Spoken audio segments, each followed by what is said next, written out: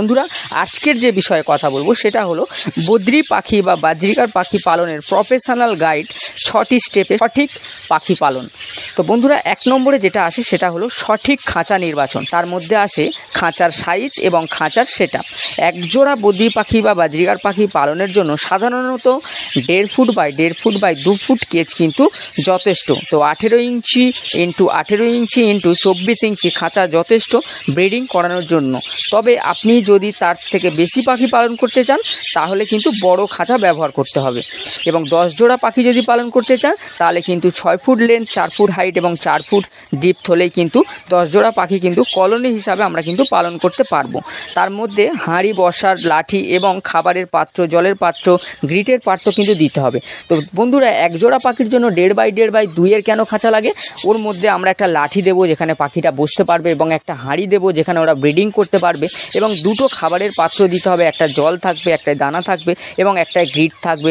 তো সেই জন্য একটু জায়গার দরকার এবং যেহেতু পাখিটা কিন্তু খুব চঞ্চল প্রকৃতির পাখি, তো সেই জন্য ওরা উঠতে যেহেতু ভালোবাসে তার জন্য একটা স্পেস একটা দেওয়া দরকার যেখানে কিন্তু ওরা স্বাভাবিকভাবে ডানা মেলে উঠতে পারে। তার জন্য খাঁচাটার কিন্তু মাপ সঠিক হওয়া দরকার এবং খাঁচার সেটআপ কিন্তু ঠিকভাবে করতে হবে। 2 নম্বরে আসে উপযুক্ত খাবার ও ডায়েট। তো seed mix, soft food, green food এগুলো কিন্তু ওই খাবারের মধ্যে আসে। ভিটামিন, ক্যালসিয়াম, মিনারেল এইগুলো কিন্তু সব ওই উপযুক্ত খাবারের এবং ডায়েটের মধ্যেই কিন্তু পড়ে। তো বদ্রি পাখি বা বাজরিকার পাখিকে সাধারণত দানা খাওয়ানো ঠিক নয়, তাই তাদের কিন্তু বীজের পাশাপাশি বা দানা যে আমরা খাওয়াই তাদের পাশাপাশি কিন্তু আমাদের ওদেরকে ক্যালসিয়াম, মিনারেল এগুলোর কিন্তু ঘাটতি পূরণ করতে হবে এবং ফাইবারজনিত খাবারও প্রদান করতে হবে।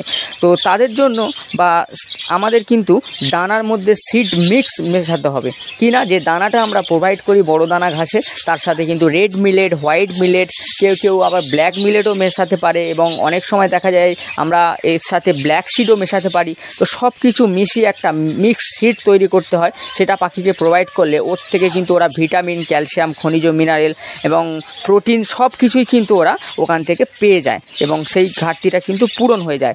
এবং আমাদেরকে সব ফুড প্রদান করতে হবে, যেমন ধরুন আপনার গ্রিন ফুডের মধ্যে ধরুন শাক সবজি এগুলো প্রোভাইড করতে পারি এবং সব ফুড এগ ফুড প্রোভাইড করতে পারি এবং গম ভিজিয়ে প্রোভাইড করতে পারি, ভুট্টা সিদ্ধ করে প্রোভাইড করতে পারি, ভাত আমরা প্রোভাইড করতে পারি। তো সব ফুডের মধ্যে কিন্তু এইগুলো পরে প্রোভাইড করার জন্য এবং ভিটামিন, ক্যালসিয়াম জনিত খাবার আমরা প্রোভাইড করতে পারি, যেমন ধরুন সজনে পাতা ব্রিডিংয়ের জন্য খুব ভালো আমরা এই প্রদান করতে পারি এবং পালং শাক প্রদান করতে পারি, ব্রোকলি প্রদান করতে পারি এবং ক্যালসিয়ামের জন্য আমরা সামুদ্রিক ফেনাটা প্রোভাইড করে রাখতে পারি, ক্যালসিয়াম ব্লক প্রোভাইড করতে পারি। তো এইগুলো সব কিন্তু খাবার দাবারের মধ্যে পড়ে।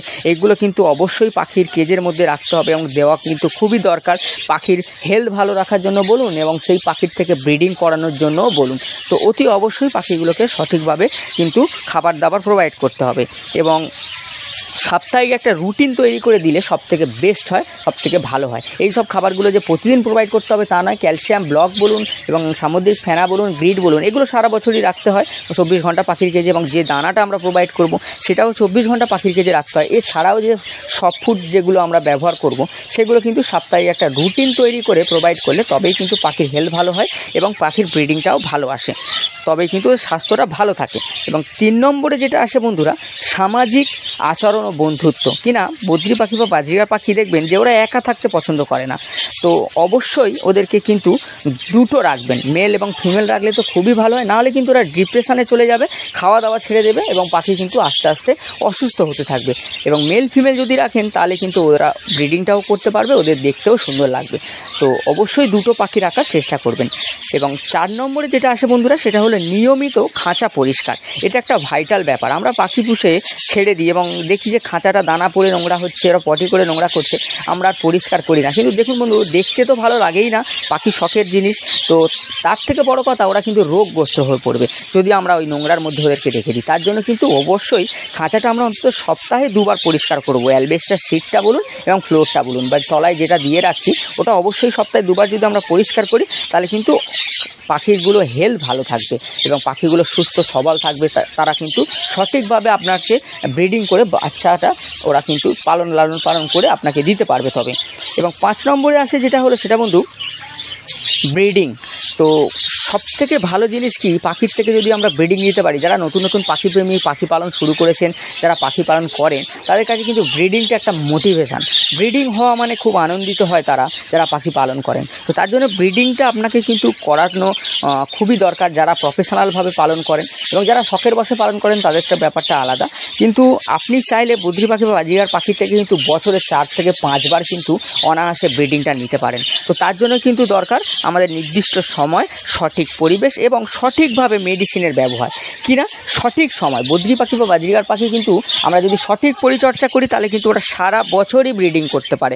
কিন্তু সারা বছর ব্রিডিং নেওয়া উচিত না, তাদের একটা রেস্ট দরকার। তার জন্য বন্ধুরা আমরা এই যে বর্ষাকাল থেকে শুরু করে আমরা কিন্তু শীতের শেষ পর্যন্ত এদের ব্রিডিং সিজন হিসাবে ধরি, এবং এই সময় এদের থেকে আমরা কিন্তু ব্রিডিংটা নিয়ে থাকি। কিন্তু বন্ধুরা এরা সারা বছরই ব্রিড করতে পারে।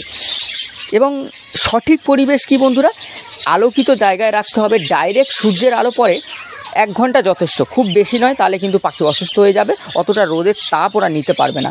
তার জন্য এমন জায়গায় রাখুন যেখানে আলো প্রবেশ করবে, হাওয়া বাতাস প্রবেশ করতে পারবে, তাহলে কিন্তু সেই জায়গায় রাখলে কিন্তু পাখি খুব ভালো ব্রিডিং করবে। এবং অন্ধকারাচ্ছন্ন জায়গায় রাখবেন না, এবং যেখানে সবসময় মানুষ যাতায়াত করছে বা অন্য কোনো জীবজন্তু ডিস্টার্ব করে সেরকম জায়গায় রাখবেন না, একটু শান্ত পরিবেশে রাখবেন, পাখি কিন্তু ভালো ব্রিডিং করবে।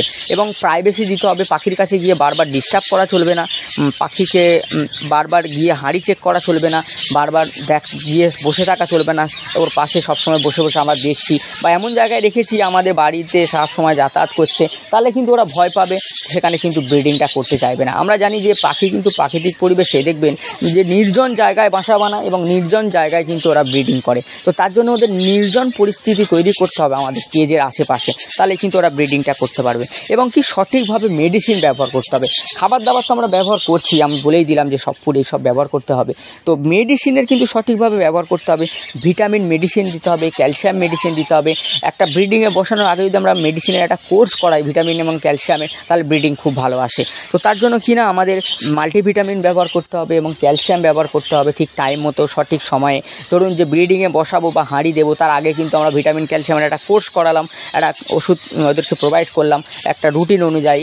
তো সপ্তাহে 2 দিন ভিটামিন, 3 দিন ক্যালসিয়াম, এরকম করে হয়তো দিন 15-20 আমরা ওদেরকে দিলাম। তারপরে দেখবো যে পাখি কিন্তু ব্রিডিংয়ে আসে, ডিম পাড়া শুরু করছে।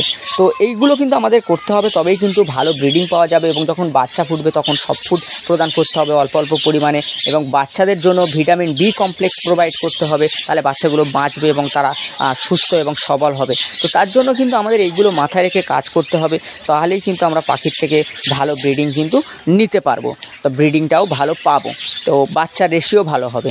এবং 6 নম্বর পয়েন্ট, যেটা সবথেকে লাস্ট পয়েন্ট কিনা বন্ধুরা পাখি পালন করতে গেলে অবশ্যই দরকার, সেটা হলো স্বাস্থ্য পরীক্ষা ও পরিচর্যা। কি হয়, পাখি অনেক সময় দেখবেন যে চুপচাপ একটা কোণে বসে গা ফুলিয়ে বসে আছে, ঝিমাচ্ছে। তো এইগুলো লক্ষ্য করতে হবে। খাওয়া দাওয়া বন্ধ করে দেয়, অনেক সময় দেখা যায় চুপচাপ এক জায়গায় বসে থাকে, এবং অনেক সময় দেখা যায় যে পাখি পটি করছে, ডায়রিয়া হয়ে গেছে, মুখটা পিছনে ঢুকে বসে আছে, বা ঠান্ডা লেগে গেছে, অনেক সমস্যা দেখা দিতে পারে। সেগুলো আমাদের পর্যবেক্ষণ করতে হবে, করে কিন্তু তাদের পরিচর্যা শুরু করতে হবে। তো ওরকম কন্ডিশন যখনই আমরা দেখব তখনই কিন্তু ওদেরকে আমরা চেক করব ভালো করে, তারপরে কিন্তু অতি অবশ্যই তাদের চিকিৎসা করতে হবে, তবেই কিন্তু পাখি ভালো থাকবে। এবং আমাদের প্রয়োজন হলে তাদের মেডিসিনও ব্যবহার করতে হতে পারে, তো তবেই কিন্তু পাখির হেলথ ভালো থাকবে। পাখিকে অবশ্যই পরিচর্যা করতে হবে, লক্ষ্য রাখতে হবে। তবে বন্ধুরা বারবার পাখির কাছে এসে ডিস্টার্ব নয়, একটু দূরে থেকে দেখলে ভালো হয়, তাহলে ব্রিডিংটাও ভালো পাওয়া যাবে। পাখিগুলো ওরা নিজেদের মধ্যে নিজেরা ঠিকঠাকভাবে থাকতে পারবে এবং প্রাইভেসি পাবে, ব্রিডিং করবে। এবং অসুস্থ হলে অবশ্যই কিন্তু তাকে চিকিৎসা করা দরকার, তারপরে তার কিন্তু ব্রিডিং মেডিসিন দেবেন। এই নয় যে অসুস্থ পাখির ব্রিডিং মেডিসিন দিচ্ছেন, আগে তাকে সুস্থ করতে হবে, তারপর ব্রিডিং মেডিসিন দিতে হবে। তো সঠিক পরিচর্যা করতে হবে, লক্ষ্য করতে হবে পাখিরা অসুস্থ কিনা। তো বন্ধুরা এই কয়েকটা পয়েন্ট, এই 6টা টিপস এই অনুযায়ী যদি কাজ করতে পারেন, যে পাখি পালন যারা করছেন বা করবেন ভাবছেন, বা যাদের পাখি ব্রিড করছে না, সবই করবে, ব্রিডিংও করবে, ভালো রেজাল্টও দেবে, এবং পাখি পালন করলে আপনাদের মনও কিন্তু ভালো থাকবে বন্ধুরা। তো আশা করি ভিডিওটা ভালো লাগবে আপনাদের এবং কাজেও আসবে। এবং যদি ভিডিওটা ভালো লেগে থাকে তো প্লিজ একটা লাইক করবেন, কমেন্ট করবেন, শেয়ার করবেন, এবং চ্যানেলে যদি নতুন এসে থাকেন তো প্লিজ আমার চ্যানেলটা সাবস্ক্রাইব করে রাখুন এবং পাশে থাকা বেল আইকনটা টিপে দিন, যাতে করে নতুন ভিডিও